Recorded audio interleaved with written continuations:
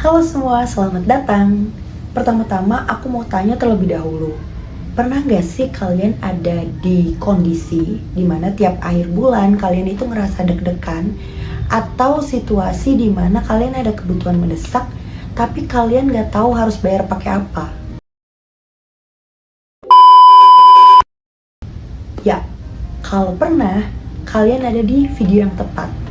Hari ini aku akan bahas sesuatu yang mungkin seringkali dianggap sepele oleh orang-orang, tapi sebenarnya ini bisa sangat membantu.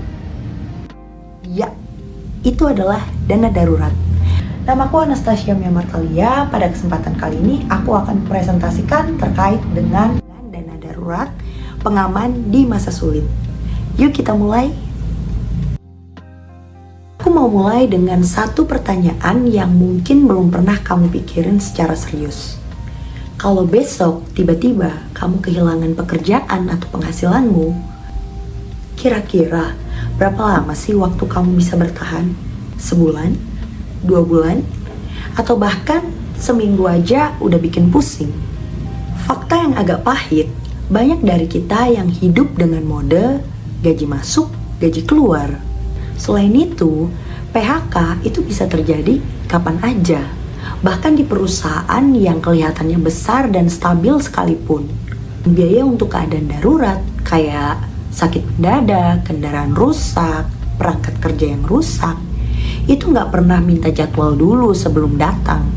Aku di sini bukan untuk menakut-nakuti, tapi ini kenyataan yang perlu kita hadapi bersama supaya kita bisa mempersiapkan diri dengan lebih baik lagi. Dan solusinya, ya, ada yang namanya dana darurat. Jadi, apa sih sebenarnya dana darurat itu? Definisinya sebenarnya sederhana banget.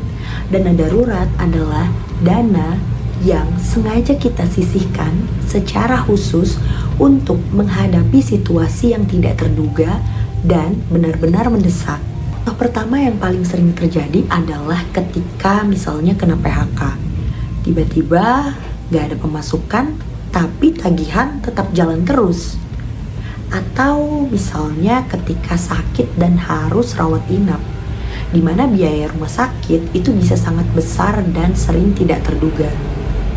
Dan selanjutnya misalnya ketika laptop atau motor rusak mendadak, terutama kalau itu alat yang kita pakai untuk bekerja, yang mana nggak bisa nunggu waktu lama untuk diperbaiki, jadi harus saat itu juga. Semua kejadian ini punya satu kesamaan, yaitu mereka datang tanpa permisi dan bisa aja datang di saat kondisi yang mana keuangan kita itu lagi tidak ideal. Sekarang, mari kita lihat kenapa sih dana darurat sepenting itu. Mari kita lihat dari dua skenario yang berbeda. Di sisi kiri, kamu bisa lihat kondisi di mana ketika kita gak punya dana darurat. Saat musibah datang, apa yang terjadi? Yang pertama, kamu terpaksa untuk berhutang ke saudara, teman, atau bahkan tetangga. Yang mana kita tahu bahwa hubungan baik bisa aja rusak hanya karena urusan uang. Atau yang lebih parah lagi, kamu misalnya terjebak pinjol dengan bunga yang bisa aja mencapai 300% per tahun. Bayangkan, kamu hutang 1 juta, tapi kamu harus bayar berkali-kali lipat untuk uang tersebut. Tahu? Misalnya kamu punya investasi, tapi kamu terpaksa jual pada saat harganya lagi rendah atau floating loss, sehingga kamu yang ada malah merugi. Ujung-ujungnya apa yang didapat? Hanya stres finansial yang berlarut-larut. Lalu sekarang kita lihat skenario kedua di sisi kanan, di mana misalnya kita punya dana darurat. Ketika kita punya dana darurat, kita bisa tetap tenang dalam menghadapi situasi darurat. Kita tidak perlu berhutang ke siapapun, kemudian investasi kita juga tetap aman dan tidak harus dijual secara paksa. Dan yang paling berharga adalah kita punya kontrol penuh atas keuangan kita, bahkan di momen tersulit sekalipun. Jadi, dana darurat sebenarnya bukan kemewahan, tapi ini adalah fondasi, pilar pertama rumah keuangan kita. Tanpa dana darurat, semua aset lainnya bisa runtuh kapan aja. Oke, sekarang masuk ke bagian yang paling sering ditanyakan. Berapa sih sebenarnya jumlah uang yang harus kita kumpulkan sebagai dana darurat? Sebenarnya rumusnya itu gampang banget. Cukup ingat ini. Dana darurat itu sama dengan pengeluaran pokok bulanan dikali dengan faktor pengalinya. Nah, faktor pengalinya ini apa aja kita bisa dilihat di list ini. Ada dua kunci utama yang perlu kita ingat di sini. Yang pertama yaitu adalah pengeluaran pokok. Pengeluaran pokok ini bukan semua pengeluaran ya, tapi hanya biaya yang benar-benar wajib seperti makan, tempat tinggal, transportasi, listrik, dan pulsa. Pengeluaran-pengeluaran seperti hiburan, hangout, atau investasi itu tidak masuk dalam perhitungan ini. Karena di kondisi darurat, pengeluaran itu bisa dikurangi dan dihentikan sementara. Nah, yang kedua, faktor pengali itu sebenarnya tergantung dari kondisi situasimu. Kalau kamu single misalnya, tanpa tanggungan, minimal yaitu 6 kali pengeluaran bulanan. Kenapa 6 kali? Karena katakanlah kamu kena PHK. Artinya, kamu punya waktu 6 bulan untuk survive dan mencari pekerjaan yang baru tanpa panik. Lalu, kenapa sih semakin banyak tanggungan, makin besar juga dana darurat yang harus dikumpulkan? Karena di situasi darurat, itu bukan cuma kamu yang terpengaruh, tapi semua orang yang bergantung denganmu.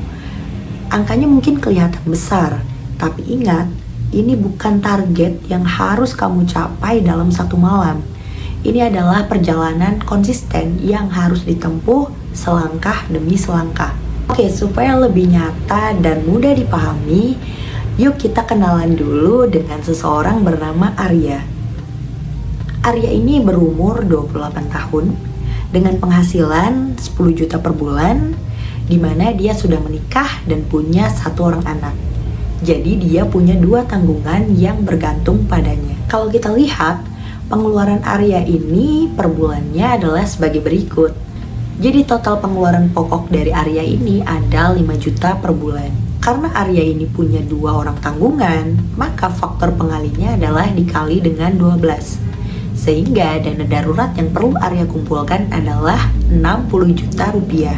Oke, selanjutnya gimana sih cara ngumpulin dana darurat ini?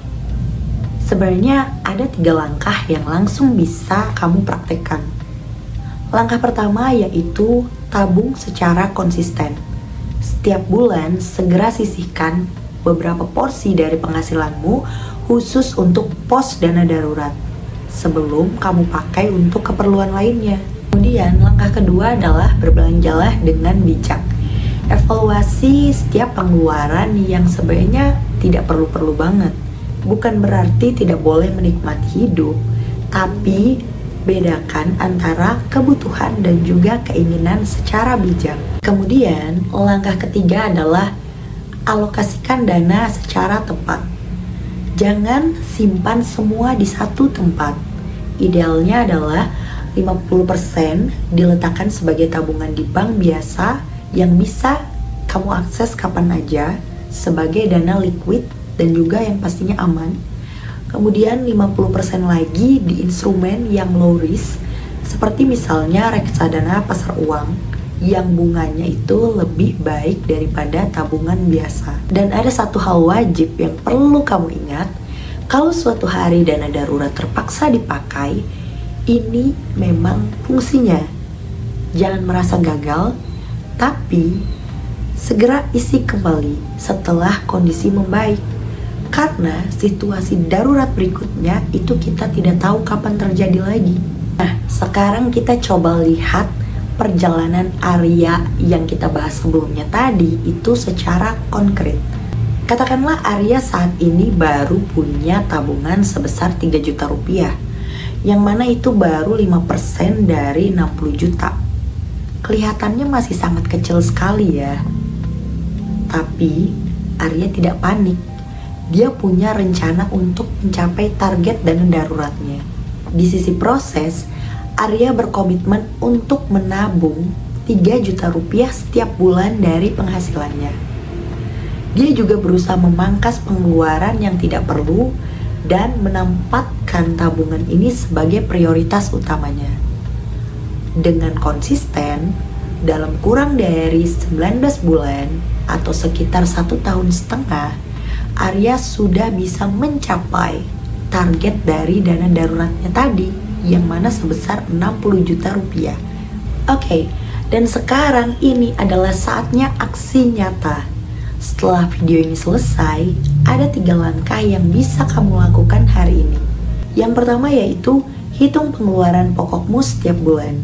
Buka catatan keuangan atau aplikasi di ponselmu dan identifikasi mana yang benar-benar merupakan kebutuhan pokokmu setiap bulan.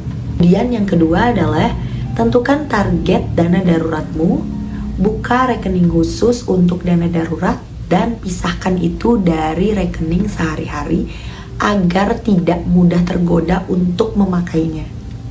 Yang terakhir yaitu mulai sisihkan secara rutin, baik itu dari nominal yang kecil sekalipun yang kamu bisa sekarang, entah itu dari 100.000 atau 200.000.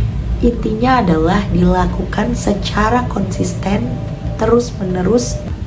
Karena untuk bisa punya dana darurat, kamu tidak harus menunggu semuanya sempurna terlebih dahulu untuk memulai. Kamu tidak perlu nunggu punya gaji besar untuk bisa punya dana darurat.